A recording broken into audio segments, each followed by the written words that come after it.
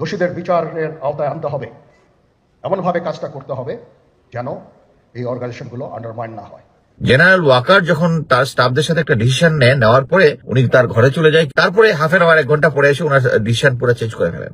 তার মানে হচ্ছে ওই সময় উনি কারোর সাথে কথা বলেন। এক্ষেত্রেও তাই হয়েছে, তাকে যে লিখিত স্পিচটা দেওয়া হয়েছে একটা পুরোটা অংশ উনি করেন নাই, কারণ এই স্পিচটা দেওয়া হচ্ছে অবসরপ্রাপ্ত অফিসার এবং ভিকটিম অফিসারদের স্মরণে 25 রিলেটেড। এখানে দেশ ও জাতির প্রতি স্পিচ দেওয়ার তার কথা না। আসসালামু আলাইকুম। শেখ হাসিনা যখন 5 আগস্ট দেশ থেকে পালিয়ে গেল, ঠিক তার আগে 3 আগস্ট ক্যান্টনমেন্টে সেনাপ্রধান ওয়াকারুজ্জামান তিনি একটা গোপন বৈঠক করেছেন সেনাবাহিনীকে নিয়ে, এবং বাংলাদেশের যে পাবলিক যেভাবে খেপে গিয়েছিল সেই জনগণকে কিভাবে ঠেকিয়ে রাখবে সেই প্ল্যান করেছে, এবং শেখ হাসিনাকে কোথায় কিভাবে দেশ থেকে বের করা যাবে এবং কিভাবে হেফাজতে রাখা যাবে সেই প্ল্যান তারা করে রেখেছে। প্রিয় দর্শক শ্রোতা, দেখছিলেন কর্নেল মুস্তাফিজুর রহমান খুবই গুরুত্বপূর্ণ কিছু কথা বলছিলেন। আমি আশা করব আজকের এই ভিডিওটি আপনারা সম্পূর্ণ দেখবেন, এবং হ্যাঁ, এই কর্নেল মুস্তাফিজুর রহমানের সাথে আপনার একমত কিনা সেটাও জানাতে ভুলবেন না। ওকে, নেক্সট আমার কাছে যেটা মনে হচ্ছে, if there is any transition in the country it must be peaceful। Sheikh হাসিনার সাথে একটা পিসফুল ট্রানজিশন হবে, অথচ তখন কিন্তু অলরেডি 1,500 লোক মরে গেছে। আন্দোলন এক জিনিস আর ডিস্ট্রাকশন অফ গভর্নমেন্ট প্রপার্টি আরেক জিনিস। কিছু হলেই ভাঙচুর, আগুন ধরিয়ে দেওয়া, এসব কি চুপচাপ তো আন্দোলন করা যায়? অ্যাজ ইফ জেনারেল ওয়াকার জানেন যে তার হাসুবু চুপচাপ আন্দোলন করলেই, গত 3টা নির্বাচন উনি কিভাবে করেছেন, করলেই ট্রানজিশনাল পাওয়ার দিয়ে যাবে। এটা হচ্ছে তার 3 আগস্ট। এটা তোমরা জুনিয়র, তোমাদের বয়স কম, তোমাদের রক্ত গরম, তোমাদের ইমোশন বেশি, তোমাদের উইজডম কম। বিচলিত হয়েও না। সরকার কি করে সেটা দেখো, মানে স্টিল শেখ হাসিনা কি করে ওটা দেখতে হবে। এটা কিন্তু পরবর্তীতে ইমোশনাল কথাবার্তা যে সমস্ত অফিসাররা বলেছিল ওগুলার আগের কথা। সরকার কি করে সেটা দেখো। সেনাবাহিনী যা আদেশ করে সেটাই টোটো করে ফলো করবে, মানে ওইটাই ফলো করতে হয়। মাত্র কয়েক রাউন্ড গুলি ফায়ার করলাম, ভালো কাজ করলাম, আর উল্টা আমাকেই সবাই দোষ দিচ্ছে।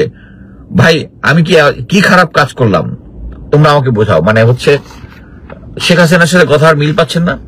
আচ্ছা, এবার আসেন হচ্ছে এটা আমি পরে যেটা বুঝাতে চাইলাম, আপনারা যেন এইটা ডিটেলসটা জেনে অ্যাটলিস্ট এইটুকু বুঝতে পারেন যে জেনারেল ওয়াকার 3 আগস্ট অফিসারদের মাইন্ডসেট বুঝে ফেলার পরে উনি তার ডিসিশনটা চেঞ্জ করেছেন। বা আমি যেটা মনে করি সেটা হচ্ছে অ্যাকচুয়ালি শেখ হাসিনা তারেক সিদ্দিকী এদের অ্যাডভাইসেই তার স্ট্যান্ড পয়েন্ট চেঞ্জ করেছেন। এটা যদি তুমি না করতেন, অনেকে বলেন তাহলে আজিজ হইলে কি হইতো, ইয়া হইলে কি হইতো। আরে ভাই, আজিজ হইলে হয়তো ব্লাড বাথ হইতো, বাট কথা হচ্ছে এখানে জেনারেল ওয়াকার, হ্যাঁ মোট কথা হচ্ছে ব্লাড বাথটা অ্যাকচুয়ালি ভারতও চাইতো না।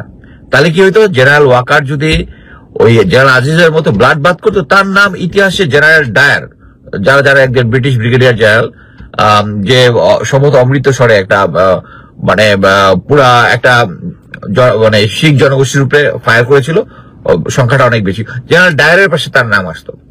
সো এটা কোনো কথা না যে জেনারেল আজিজ হইলে কি করতো। এখন কথা হচ্ছে এই সিচুয়েশন দেখে জেনারেল ওয়াকার তার স্ট্যান্ড পয়েন্ট চেঞ্জ করেছেন। তো উনি যদি 3 আগস্ট যদি ওনার ডিসিশন থাকে তারা হচ্ছে দুষ্কৃতকারী, যেটা ওনার নিজের মুখে বলা, তাহলে সাধারণত এই কিছুদিন পরে উনি বিপ্লবী হয়ে গেল, উনি ওনার জন্য ইয়ে হলো, উনি ওখানেও তো উপদেশ দিয়েছেন সরকার যেটা বলে ওইটা। আচ্ছা, এখন আসি হচ্ছে 25শে ফেব্রুয়ারি যে তার যে স্পিচটা ছিল, এটার বিস্তারিত আমি আগে করেছি, বাট আমি শুধু স্পেসিফিক জিনিসটা বলবো। একটা হচ্ছে আপনারা সবাই জেনে থাকবেন যে ইম্পর্টেন্ট মানে লোকজন যখন স্পিচ দেয় তার একটা রিটেন স্পিচ থাকে, তার স্টাফরা এটা লিখে দেয় রিটেন স্পিচ। এখানে উনাকে যে রিটেন স্পিচটা দেওয়া হয়েছে ওটা উনি ব্যবহার করেন নাই। আমি এর আগে অনেকবার বলেছি যে জেনারেল ওয়াকার যখন তার স্টাফদের সাথে একটা ডিসিশন নেওয়ার পরে উনি তার ঘরে চলে যায়, কিছুক্ষণ টাইম থাকে, এর আগে আমার অনেকগুলো স্পিচে বলেছি, তারপরে হাফ এন আওয়ার 1 ঘন্টা পরে এসে ওনার ডিসিশন পুরো চেঞ্জ করে ফেলেন। তার মানে হচ্ছে ওই সময় উনি কারোর সাথে কথা বলেন। এক্ষেত্রেও তাই হয়েছে, তাকে যে লিখিত স্পিচটা দেওয়া হয়েছে একটা পুরোটা অংশ উনি করেন নাই, কারণ এই স্পিচটা দেওয়া হচ্ছে অবসরপ্রাপ্ত অফিসার এবং ভিকটিম অফিসারদের স্মরণে 25 রিলেটেড। এখানে দেশ ও জাতির প্রতি স্পিচ দেওয়ার তার কথা না। সো স্পিচটা ওরকম ভাবে ছিল না, বাট উনি দেশ ও জাতির জন্য স্পিচটা দিয়েছেন। এখানে ইম্পর্টেন্ট ফ্যাক্ট হচ্ছে যে উনি যখন এই স্পিচটা দেওয়ার আগে যারা ওনার সাথে আশেপাশে ছিলেন তাদের কমেন্ট অনুযায়ী, তাদের অবজারভেশন অনুযায়ী হি ওয়াজ ভেরি মাচ ইরিটেড মানে হচ্ছে বিরক্তিকর একটা অবস্থায় ছিল। তিনি কিছু নিয়ে ভেরি এক্সাইটেড, মানে আমরা তার স্পিচটাতে দেখেছি সে খুব এক্সাইটেড ছিল।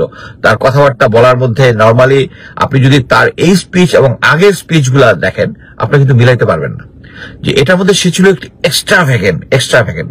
এখন আপনি এই স্পিচটার পরে আমরা মেইনলি আমাদের আবেগের যে জায়গাটা ছিল সেটা হচ্ছে দুইটা জিনিস। একটা হচ্ছে, প্রথম হচ্ছে 25 ফেব্রুয়ারি নিয়ে এটা সেনাবাহিনীর লোকজনের আবেগের জায়গা। এখানে আমাদের ভাইদেরকে হত্যা করা হয়েছে, আমাদের ফ্যামিলি মেম্বার যারা ছিল, মহিলা শিশু, তাদের উপর নির্যাতন করা হয়েছে।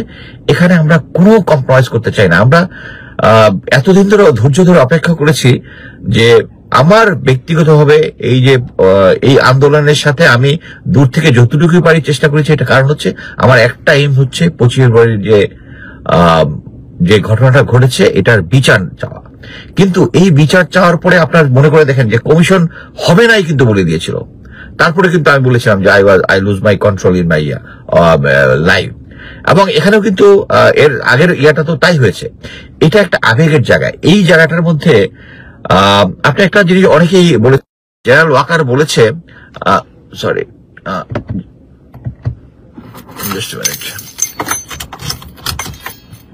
জেনারেল ওয়াকার বলেছে যে ফুল স্টপ, যে শুধু বিডিআর এর শরিকরা করেছে, এবং তারপরে আবার বলেছে হ্যাঁ বাট কথা হচ্ছে মেইন থিম যেটা, এটা যদি একটা আদালত হতো, আদালতে দাঁড়িয়ে যদি কেউ বিচারাধীন ব্যাপারে যদি কেউ একটা বলতে, সরাসরি আদালত অবমাননা হতো। কিন্তু এই জিনিসটা উনি স্ট্রংলি যে বলেছে যে তারা করেছে, তারপরে বাট বা ইফ নেই, এটা সরাসরি ইভেন ওই কমিশনকে তারা ইয়া করাচ্ছে, মানে ইনফ্লুয়েন্স করার চেষ্টা করেছে, এতে কোনো ডাউট নাই। এখন দেখেন যে এই কথাটা যখন বললো, এর পরবর্তীতে আরেকটা কি জিনিস বলেছে, মোট কথা হচ্ছে বাট বা ইফ নাই, আরেকটা ইম্পর্টেন্ট হচ্ছে সামনের নির্বাচন হতে হবে ইনক্লুসিভ নির্বাচন। হ্যাঁ, এটা বলতে পারেন যে ইনক্লুসিভ বলতে সে আওয়ামী লীগকে নিতে হবে এটা বলে নাই, অফকোর্স সে আওয়ামী লীগকে নিতে বলে নাই, কিন্তু ইনক্লুসিভ মানে হচ্ছে সব দল মিলে, তার মানে তো আওয়ামী লীগও তো পড়ে, আওয়ামী লীগকে তো নিষিদ্ধ করা হয় নাই। সো এই ইনক্লুসিভ কথাটা উনি দুইবার ব্যবহার করেছেন। সো ফাইনালি কি হলো যে উনি চাচ্ছেন না যে এই বিডিআর পিলখানা যে ঘটনার সময় যারা ছিল, যারা আওয়ামী লীগের লোকজন ছিল, যেগুলো এখন আমরা ফেসবুকে বিভিন্ন অফিসারদের এবং ভাবিদের স্পিচে আমরা সবসময় পাচ্ছি, কি পাচ্ছি, তারা সরাসরি এটার সাথে জড়িত ছিল, ভারত এটার সাথে সরাসরি জড়িত ছিল। বাট উনার এই স্পিচটাতে বোঝা গেল যে উনি চাচ্ছেন না ওই জিনিসগুলা হোক। উনার তো সেনাপ্রধান হিসেবে না জানার কথা না। জেনারেল মইনুল কয়েকদিন আগেই, লেফটেন্যান্ট জেনারেল মইনুল কয়েকদিন আগে স্পিচ দিয়েছেন ভারত এটার সাথে জড়িত, এই ইনফরমেশন কাছে নাই, ওনার কাছে আছে। তাহলে কেন উনি এটা দিয়েছেন? উনি কি জানেন না যেটা আবেগের জায়গা? উনি প্রেসারে দিয়েছেন, উনি ভারতের প্রেসারে, শেখ হাসিনার প্রেসারে, কি বলে, তারেক সিদ্দিকীর প্রেসারে দিয়েছেন। এট দ্য সেম টাইম বলেছেন ইনক্লুসিভ ইলেকশন।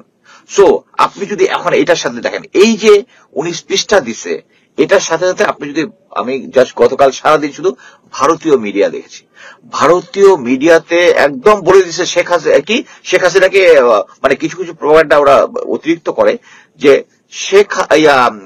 ওয়াকারের এয়ারপোর্টে শেখ হাসিনা ফেরত চলে আসতেছে, মানে এক্স্যাক্টলি এরকম কথাবার্তা লোকজন বলেছে, হয়তোবা হেডিং দিয়েছে এরকম, ভিতরে অন্য কিছু। এবং তারা সারাদিন যে সমস্ত ভিডিওগুলো যদি আপনি দেখেন, আপনি ক্লিয়ারলি আপনার বোঝার কথা যে উনার এই কনটেক্সটের মধ্যে এই দুইটা ইম্পর্টেন্ট জিনিস। একটা হচ্ছে এই পিলখানা হত্যাকাণ্ডে শুধু বিডিআর লোকজন জড়িত, এভাবে স্পেসিফিক্যালি বলা নট অ্যাকসেপ্টেড। এবং আমি সেনাবাহিনীর অফিসারদের সাথে, রিটায়ার্ড অফিসারদের সাথে কথা বলেছি, সার্ভিং অফিসারদের কাছে তাদের ইয়াটা অন্য অফিসারদের মাধ্যমে নিয়েছি, আপনারা কেউ এই জিনিসটা লাইক করে না। এবং আপনারা যদি এখনো না বুঝেন, এটার কারণটা হচ্ছে এইরকম দেশের এই সিচুয়েশনের মধ্যে আইন শৃঙ্খলা পরিস্থিতি, এবং এটা আমরা ভালো মতো জানি, এটার ভিতরে ভারত জড়িত, আইন শৃঙ্খলা বাহিনী, উনি যে সমস্ত প্রবলেম গুলা বলতেছেন, এই সবগুলার সাথে ভারতের মিডিয়ার সাথে যদি আপনি কানেকশন, সেম জিনিস আপনি 25 ফেব্রুয়ারি দেখেন, 25 ফেব্রুয়ারি এই কাহিনী যখন চলতেছে, ভারতীয় মিডিয়া অ্যাডভান্স সবকিছু বলে দিচ্ছে। দিস ইজ ভেরি ক্লিয়ার যে এটার সাথে ইন্ডিয়ার সাথে জড়িত, এবং ইন্ডিয়া তাকে প্রেসার দিয়ে এই কথাটা বলিয়েছে। এটা যদি আপনি এখনো না বুঝেন, এই কারণেই আমি এই যে ওনার যে 3 তারিখের যে অফিসারদের সাথে যে দরবারটা নিয়েছে, এটার ট্রান্সক্রিপ্ট মানে লাইন বাই লাইন জিনিসটা আপনাদের ওখানে দিয়েছি, শুধু বোঝার জন্য যে উনি নিজের থেকে বিপ্লবী হয়ে যান নাই। উনি আজকের এই ভিডিও সম্পর্কে মতামত অবশ্যই কমেন্টে লিখবেন। শেখ হাসিনা চলে গেছে এবং তারপর পরে বাংলাদেশে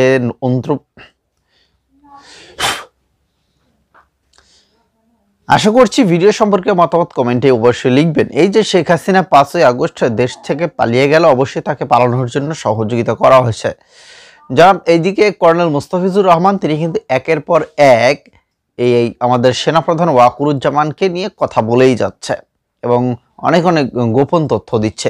আসলে অনেকে বলছিলেন যে কর্নেল মুস্তাফিজুর রহমান তিনি গুজব ছড়াচ্ছেন, গুজবের কারিগর, বা এত কিছু তিনি জানেন, কেন মিডিয়ায় কথা বলেন না, মিডিয়ায় কথা বলে তার সমস্যাটা কোথায়, এরকম অনেকেই অনেক ধরনের মন্তব্য করছেন।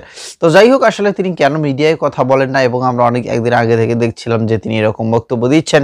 তো আসলে তার কথাগুলো কতটুকু সত্য এবং কতটুকু মিথ্যা, এবং আমরা দেখেছি যে সাম্প্রতিক সময় কনক সরারও টক শোতে তিনি হাজির হয়েছেন এবং সেখানেও কিছু গুরুত্বপূর্ণ কথা বলেছেন। তো যাই হোক, যদি তিনি কিছু নাই জানতেন, নাই বুঝতেন, তাহলে কিন্তু এত বড় বড় সাংবাদিক বা এত বড় বড় টক শোতে তিনি যেতেন না।